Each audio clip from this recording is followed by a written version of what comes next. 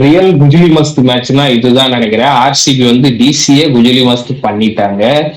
என்னன்னே தெரியல. இது 2 நாளாவே ஒரே லோ ஸ்கோரிங் மேட்சா போயிட்டு இருக்குது. ஐபிஎல்லே கொஞ்சம் ஒரு மாதிரி ஸ்லோவா போயிட்டு இருக்கு. இருந்தாலும் ஆர்சிபி எடுத்துப்பாங்க அந்த வின்ன. ஆர்சிபி ஜெயிச்சிட்டாங்க. பிளே ஆஃப்ஸ்ல ஒரு அரை கால் இல்ல ஒரு காலே வச்சுட்டாங்கன்னு சொல்லலாம். இது RCB DC match.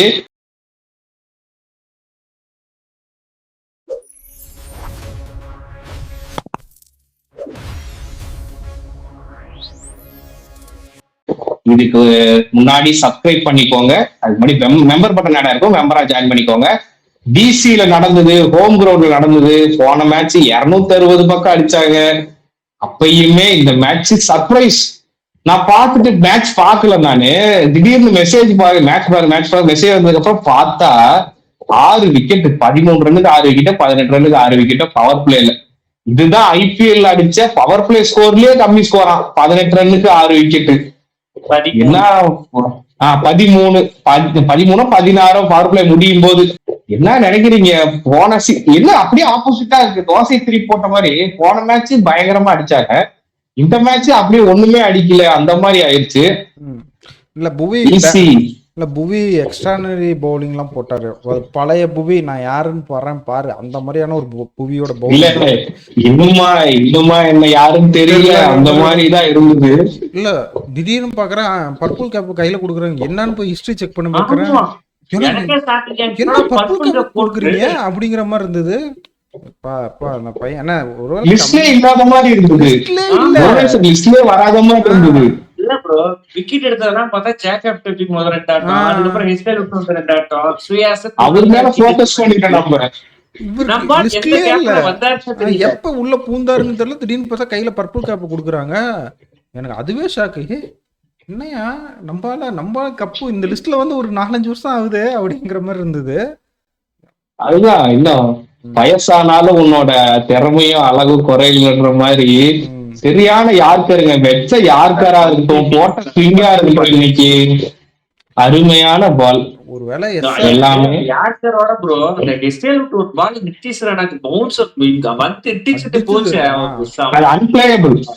Unplayable delivery. அது இதுதான் ஆஸ்திரேலியன் பிளேயர்ஸ் நம்ம எதிர்பார்க்கறது. நாங்க இததான் கேக்குறோம். ஹெசல்வுட் பண்றாரு, அதை பண்ணி காட்டுறாரு. இன்னைக்கு ஸ்டார்ட் ஆடி இருக்கணுமா? நீ ஸ்டார்ட் தான் அவைலபிள் இல்லையே. மே 1ல இருந்து அவைலபிள், வேற ஆப்ஷன் கிடையாது. இல்ல டவுட் ஸ்டார்ட் ஆடினா மட்டும் 70 ரன் வந்து அவர்னா 35 ரன் ஆக்கி பண்ணிருப்பாரு. பால் போட்டு பேட்டிங் ப்ராப்ளம். இந்த டீம்ல அட்லீஸ்ட் ஒரு 2 விக்கெட் எடுத்துப்பாரு. ப்ரோ பேட்டிங்கும் பிரச்சனை இல்ல எனக்கு தெரிஞ்சு. ப்ரோ எனக்கு போன மேட்ச் நீங்க 200 ரன் அடிக்கிறீங்க இதே கிரவுண்ட்ல. இல்ல ப்ரோ, நீங்க பாயிண்ட புரிஞ்சுக்க மாட்டேறீங்க. இப்ப அவன் 265 ரன் அடிச்சுமே தோத்துட்டு வரான். அங்க மொரால் எப்படி இருக்கும்? 265 ரன் அடிச்சு தோத்து போயிட்டு போனா அப்படின்னு வரும்போது அவன் மைண்ட் செட்டே இருக்காது. மைண்ட் செட்டே இருக்காது. சரி விடு. நான் வந்து எதை வச்சு டிசின்னு ப்ரொடியூசர் கொடுத்தனா, நம்மளால 270 அடிக்கிறோம். இந்த மேட்ச் அடிப்பாங்க, அட்லீஸ்ட் ஒரு கான்பிடன்ஸ்ல வருவாங்க. ஒரு டீம் நல்ல டீமா இருந்தா நம்மளால முடியும் அப்படின்ட்டு வருவாங்கன்னு கொடுத்தேன். இது நல்ல டீம் இல்லடா. 260 அடிச்சு ஒரு டீம் தோத்துட்டு வருதுன்னா கான்ஃபிடன்ட் எப்பறா இருக்கும்? இல்ல நான் சொல்றேன்னா, ஆர்சிபி ஃபர்ஸ்ட் பேட்டிங் ஆடணும். அப்பனா சேசிங் பண்றதுக்கான வாய்ப்புகள் வந்து டிசிக்கு அதிகப்படியான வாய்ப்புகள் இருக்கு. டிசி சேசிங் பண்ணா வின் பண்ணுவாங்க. ஆர்சிபி ஃபர்ஸ்ட் பவுலிங் போட்டு ஆர்சிபி வின்னு. சேசிங்னா ஆர்சிபி வின்னு. அவன் 75 ரன் வந்து 6 ஓவர்ல அடிக்கிறான். நீ 200 அடிச்சிருந்தாலும் அவன் 17 ஓவர்ல அடிச்சிருந்திருப்பான். அதான் ஆர்சிபி செம்ம பேட்டிங் லைன் அப். பெத்தல் இறங்கி போய் 103 மீட்டர்ல ஒரு 6, விராட் கோலி நட்ராஜ் ஓவர்ல 2 6, புனிசி வித் 6 பயங்கரமா முடிச்சாரு ப்ரோ. Pure cinema bro. இந்த பியூர் சினிமா, அப்சல்யூட் சினிமான்னு ஒண்ணு போடுவாங்க. உண்மையுமே அப்படிதான் இருந்துச்சு. பயங்கரமா பந்து போட்டாங்க. ஆனா கேவலம் பேட்டிங் என்ன ப்ரோ, அதை அக்செப்ட் பண்ணி அவன் அந்த நித்திஷ் ராணாக்கு போட்ட பால், அவர் போயிட்டு இன்னொரு பால் வந்து இந்த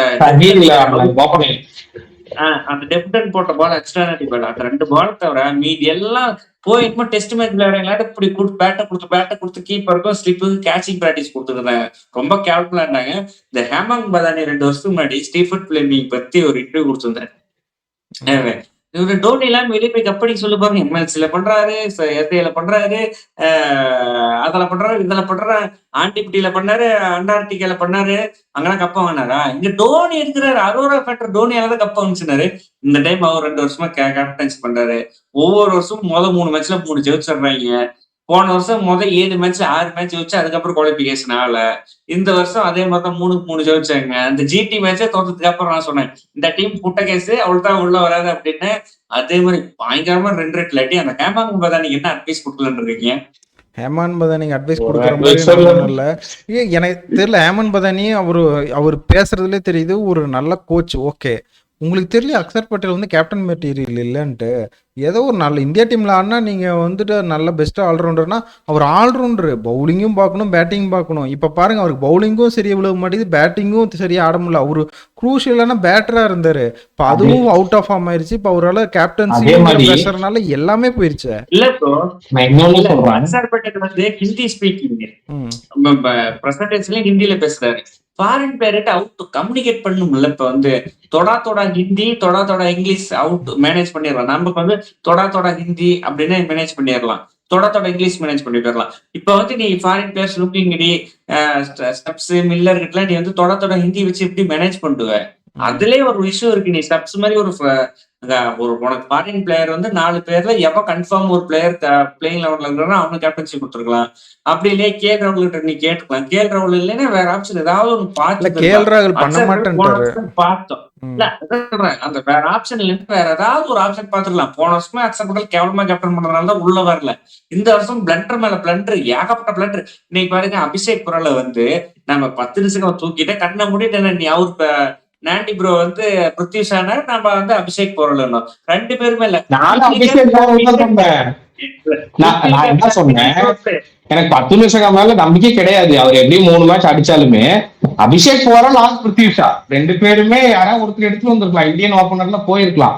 அது மட்டும் இல்லாம இந்த ஐபிஎல் சீசன்ல பொதுவா என்ன பாக்குறோம்னா, கேப்டன்சி கொடுக்குற பிளேயர்ஸ், கொஞ்சம் சுமாரா கேப்டன்சி பண்ற பிளேயர்ஸ் பேட்டிங்லயே ஒண்ணும் பண்றது இல்ல, பவுலிங்லயே ஒண்ணும் பண்றது இல்ல. நம்ம எக்ஸாம்பிள் ஹர்திக் பாண்டியா எடுத்துக்கலாம், பவுலிங்ல ஒரு பெருசா போடல, பேட்டிங்லயும் படல. ருத்ராஜ் கைகோட் எடுத்துக்கலாம், ரிஷப் பண்ட், நம்ம அக்ஷர் பட்டேல், இந்த மாதிரி எல்லாத்துக்குமே அவங்களோட பர்சனல் வந்து அஃபெக்ட் ஆகுது, பர்சனலா அவங்களோட ஸ்கில் அஃபெக்ட் ஆகுது. இல்ல விடுங்க, இது இந்த இதை பத்தி பேசினா நம்ம ரொம்ப இதை டிமோட்டிவேட் ஆயிட்டே போறோம். ஆர்சிபி ஒரு 49 ஆல் அவுட் வந்து இந்த மேட்ச்ல 49 ஆல் அவுட் வந்து இந்த மேட்ச்ல ஒரு அவங்க மேல ஒரு கரையை போக்கி இருக்கலாமே, அதுக்கு சான்ஸ் நிறைய இருந்தது. வாய்ப்பு இருந்திருக்கு, கோட்டை விட்டுட்டாங்க. 3 ஓவர்ல நிறுத்துறது தப்பு. 3 ஓவர்ல புவனேஸ்வரையும் ஹெசிலோட்டையும் நிறுத்துறது தப்பு. 4 ஓவர் கம்ப்ளீட் பண்ணிட்டு நீங்க என்னதான் மோசமா அதுக்கப்புறம் அவங்க கம்பேக் பண்ணி வந்தாலும் 200 அடிக்க போறது கிடையாது. 150, 160 அந்த மாதிரி தான் அடிச்சிருப்பாங்க. எப்படிதான் சூப்பர் கம்பேக் பண்ணியிருந்தாலுமே அன்னைக்கு அது இல்லாம டஃபி கொண்டு வந்திருக்கலாம். ரொமாரோ ஷெஃபர்ட் போட்டதுக்கு இம்பாக்ட்ல யாரையா வச்சுட்டு டஃபிய கொண்டு வந்திருக்கலாம், எடுத்து ஒரு 49 ஆல் அவுட் கரையை போக்கி இருக்கலாம். இன்னைக்கு வாய்ப்பு இருந்திருக்கு, ஆனா மிஸ் பண்ணிட்டாங்க. சூப்பரான வாய்ப்பு. நீ 3 ஓவர் போட்ட, 7வது ஓவர் 8வது ஓவர் கம்மின்ஸ் ஹெசேலுக்கும் மூவிக்கும் கொடுத்துட்டு நீ யாரோ ஒரு இம்பாக்ட்ல மாத்தி இருந்து ஜேக்கப் டஃபி, சுயா சர்மாவே ஒரு 2 போட்டிருந்தா 35 ஆல் அவுட் இருப்பாங்க. இல்ல அந்த ரொமாரியோ ஷெஃபர்ட் உள்ள போட்டது உனக்கு விக்கெட் டேக்கர் தானே இப்ப வேணும். எதுக்கு ரொமாரியோ ஷெஃபர்ட்? எனக்கு தெரியும் 4 பவுலரே போட விட்டுருக்கோம். அடிக்கிட்டும் கொடுத்த மாதிரி இருந்தது, அடிக்கிட்டும் ரன் வரட்டும் கொடுத்த மாதிரி இருந்தது. ரஜத் படிதார் வந்து அந்த 49 ஆல் அவுட்ல இல்ல, எனக்கு அதுக்கு சம்மந்தம் இல்லாததுனால வந்து கரை வந்து விராட் கோலி மேலதான் இருக்க போகுது. எனக்கு சம்மந்தம் சொல்ல முடியாது. இன்னைக்கு கூட உங்களுக்கு வேற இஷ்யூ எல்லாம் போயிட்டு இருக்கு. எல்லாமே அந்த 49 தான் இன்னைக்கு ட்விட்டர் ட்ரெண்டிங். அதை வச்சுதான் உங்களை கலாச்சிட்டு இருக்கிறாங்க. இப்ப அதை நீங்க ஓவர் கம் பண்ணிருக்கலாம்.